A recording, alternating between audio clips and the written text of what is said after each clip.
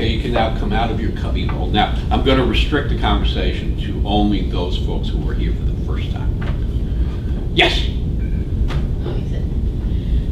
To answer the question? Well, I infer that's why you raised your hand. Okay, I would say you would have to read all the answers based on these directions, because it says that there could be more than one correct answer, but you want to choose the best answer. Okay, so we have one view, and the conclusion you've drawn is you do need to read every answer choice, and the reasoning you have offered in support of that. Now, if you can direct me to specific language, which is your reasoning in support of the conclusion that we need to, because I'm your client. So what is the reasoning in support of the conclusion that we need to read each and every answer choice? Just direct me to the language, it's fine. So it begins on line 1. Yeah. At the end of line 1, for some questions, more than one of the choices could conceivably answer the question. Okay. And so based on the reasoning, and I'm going to give you the entire reasoning you've just given me, right? The entire reason you've given me, and remember this is in the context, is the writer of the directions trying to be helpful? No. Well, think about that. If you're saying no, and we're talking about the directions, right? I don't think you have to be from the Bronx to figure it out. That's trying to fuck me. Right? I mean, this is a very, very cool task. But if I go to, what you want to be aware of from now on, right, is conclusion and reasoning. There's nothing else, right? And when your reasoning comes up short, you say, well, maybe my conclusion may be correct, but if it is correct, it's simply an accident.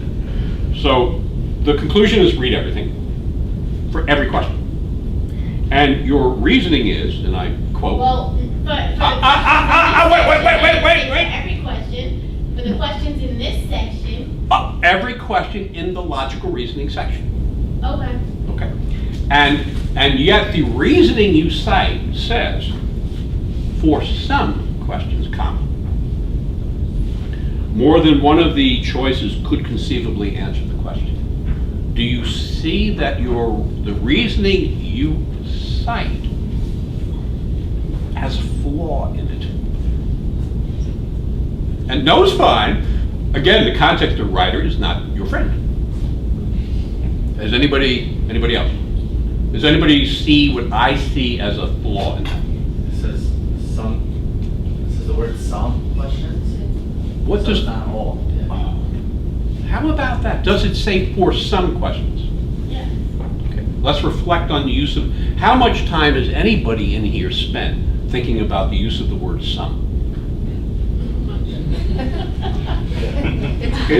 It's so bloody cool, because you have no reason to think about the word some. And you have every reason to be reading to receive. You know, it's like I'm at church and I'm reading scripture.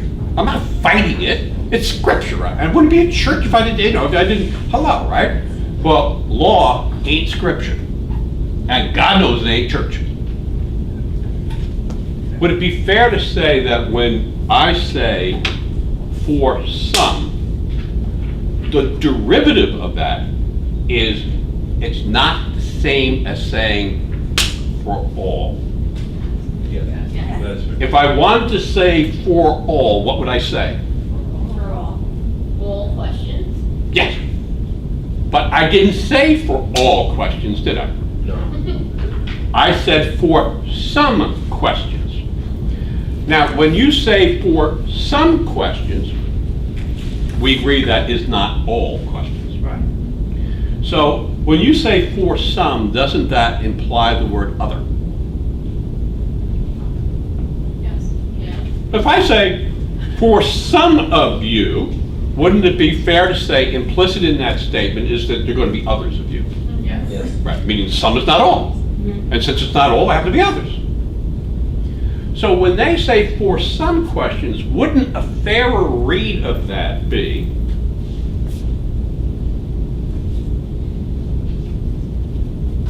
more than one of the choices could conceivably answer some, but not all of these? Do you see it? It's all on the word some. And it's all because the writer is writing with the intent to deceive. It's really just that. It's just, will you slow down? Yeah. But by them writing to deceive me, that would almost make me want to read all the choices, just because I want to make sure I have the right answer. That's what you're testing for. So that I deceive in the, and I wouldn't say deceive, what I'm requiring the reader to do is to read with the specificity that I'm writing with, right? I don't have to deceive you into reading all the questions, I suspect, all the answers. I suspect a significant majority of test takers just do that because that's what you have to do in college. When you're in college and you have if you were taking an essay or something and there were 4 different explanatory choices, you probably would get more time to do it. And you'll probably want to make sure you're 100% right. And you have more time to do it, so it's easier to be 100% right. Let's stick with the narrow issue here. Does the word some mean a little bit more to you than it did 10 minutes ago? Yes. Yes. And do you get the writer is using the word some to be aggressive? Yes. Now, let's take it from there. So then we know for some questions, we've established, more than one of the choices could conceivably be the answered choice. Is it fair to say then, for some questions, we need to read each of the 5 answer choices? Yes. But you notice I went from the word some to the word some. Not from the word some to the word all. Capiche? Yes. But that leaves us with this blank area, right? What, if anything, do we know about the questions that are not among the summa? Anything? Well, it leaves you with the question, how do you know which ones? Do you read all of them and read all of them? And wouldn't that be helpful to know? And that's what we're going to do. But before I do that, before I'm into here's where you do it and here's you don't do it, don't I have to lay the predicate that the directions are actually telling us this? I mean, how am I going to get you to pull the trigger on flaw issues if I don't persuade you that the writer is basically telling you? If you say to me, for some questions, more than one of the choices could conceivably answer the question, haven't you also said to me, isn't the derivative of that for some other questions, that's not the case? Yes. And then if you take it, so when I say that's not the case, it is not the case for other questions that you need, that more than one of the choices could conceivably answer the question. Well, if it is not the case that more than one of the answer choices could conceivably answer the question, isn't it the case that for those other questions, only one answer choice can answer the question? Talk to me. Yes. You got it. And do you get what we're doing now is analogous to legal research? Yes. Who, in God's name, would be prepared for the test this way? Because it's just tricks and shortcuts, right? No fucking problem. I can just, you'll be like dogs. Oh, I'll get you to sit, the fetch. No fucking problem. Then you're gonna be a lawyer. Then put you in a courtroom. You'll be just fine.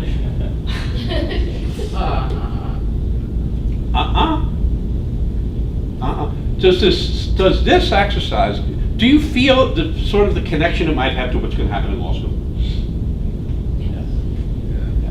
It's the real deal, right? So I'm not saying it's easy. It's not easy. You have to change the way you read. Right? Some from now on means some. It's going to mean more than some to someone who is less skilled at reading. So almost everybody starts at this place. The question is, can you gravitate out of that place?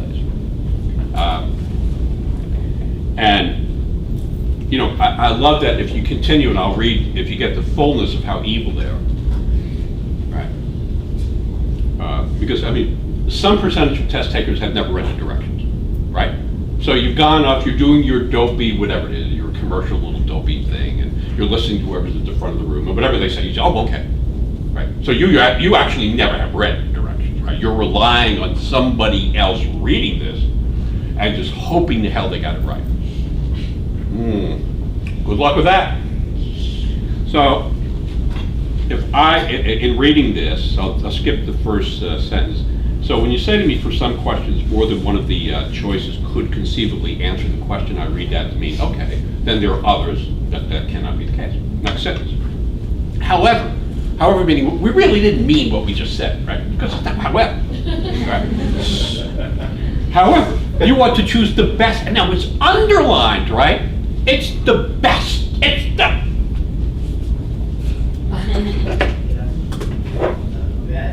best answer. What the fuck is the best answer? Now stop, right? When's the last time you thought about what the word best meant? What does best mean? Because it's underlined. I mean, they underlined it to try to help me. Take the best answer. What's the best answer? What does the word best mean?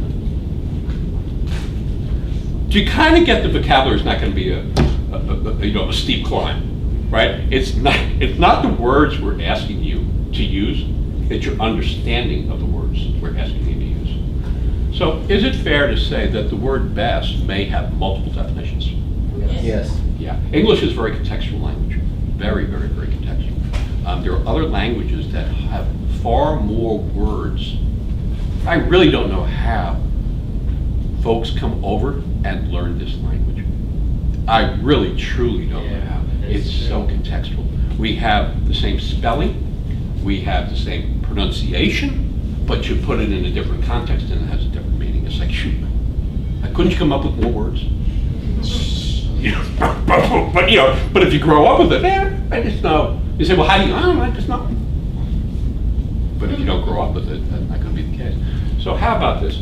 Is it fair to say, with respect to the word best, somebody might read that if they're not thinking about it, right? And somebody might think of the word best also as the word only. Yes. Could you receive that? Could you say, oh, okay, because now they're saying however, right? So maybe when they said some before, right? They're saying, however, you are to choose the best, and you son of a bitches, they underlined it. They got to be trying to help us, right? That's true. And if you just stop there, and that would resolve the ambiguity. You say, well, I wasn't sure what they were saying in the first sentence, but I now know I got to choose the best answer. Okay. And we all agree that a reasonable person who's not who's not thinking the writer is writing to mess them up, right, would say, oh, okay, so I've got to read everything because I'm looking for the best answer, right? So, but best could mean only, and best could mean better, right? In other words, if you have 5 choices, does the better become the best? Like, you say, oh, A is no good, B is good, C is better than B, and D and E are no good. Then what was the best answer? C. See, the better one. Yeah, right? So the word best can mean, so how did you read the word best? So if you read the best as only, right, then you're going to choose the best is the only answer. But if you use the word best as, well, it's better, it's the best better, right? Well, if best means better, don't you have to read all the choices? If best means only, don't you only have to read one choice? Because it means only. It means best is it's the only one, the only possible answer, right? So if we read that whole sentence, however, you are to choose the best answer. Again, they're so helpful. You see the little semicolon there. Thanks. And again, punctuation. We use punctuation as a tool. And again, it's not my favorite. I didn't pay any attention in English. Like that stuff you learned in grammar school, high school, or college. I can speak the language because I'm here. But I never learned punctuation. I have no interest in punctuation. But it's a weapon. So I have my little semicolon. I know that means, okay, pause. So you are to choose the best answer. That is the response that most accurately and completely answers the question. There you go. So best doesn't mean best as I understand the word best. They give me a definition for the word best, right? And best, now I know, I'm so comforted by this, it means the response that most accurately and completely answers the question. If C is better than B, you know, the B's okay, right? But C is better than B, and that's it. Would it be fair to say that choice C most accurately and completely answers the question? Yes. Yes. Meaning there would be the word best as better. If choice A, if you have 7 times 7, and choice A says 49, right? Would it be fair to say that choice A most accurately and completely answers the question? Yes. Yes. Yes? Everybody agree? Yes. Yes. Well, then what the fuck are they doing? You're just like, this is the directions? Do you get these directions are ripe with the prospect of being misinterpreted? Yes. So, based on this, we identified the issue, right? Because it's going to help you on the exam, right? We've identified the law. This is don't be directions. Haven't we just performed analysis? Talk to me. Would it be fair to say you have somewhat more insight after the analysis than you may have had before the analysis? Yes. Imagine doing that for the rest of your life. There's so nothing fancy about this. There is so nothing fancy about this. Will you slow down? Will you become aware? Will you be patient? Can you connect this to something that's really meaningful in your life? Because if you can't, you're not going to be patient. If you can't, you're not going to slow down. And, have I mentioned, everybody risks failing. Everybody what? Risk failing. Everybody, not everybody's going to be a lawyer, not everybody's supposed to be a lawyer, and there's no way to know until you, but doesn't that serve as motivation? That, oh, the outcome's not guaranteed. No, it's not. How many, can you imagine running a practice that way? Somebody comes to me and say, will you take my case? Well, what are you going to pay me? That's $20,000 for the brief. And they say, but I say to them, but I might lose. And I don't want to do anything unless I know I'm going to win. You get, I wouldn't have much of a practice. So, have we made the case based on these directions that it appears to be that for some of the questions you have to read all the answer choices, and for other questions you do not have to read all answer choices? Talk to me. Yes. Yeah. Wasn't that kind of a steep climb for directions? Yes. So again, is that consistent with my position that they are not your friends? Okay. And now to the question of the day. Which questions? That's, hold on, new video. This way you have a reason to come back. Oh shit, I gotta see the next video.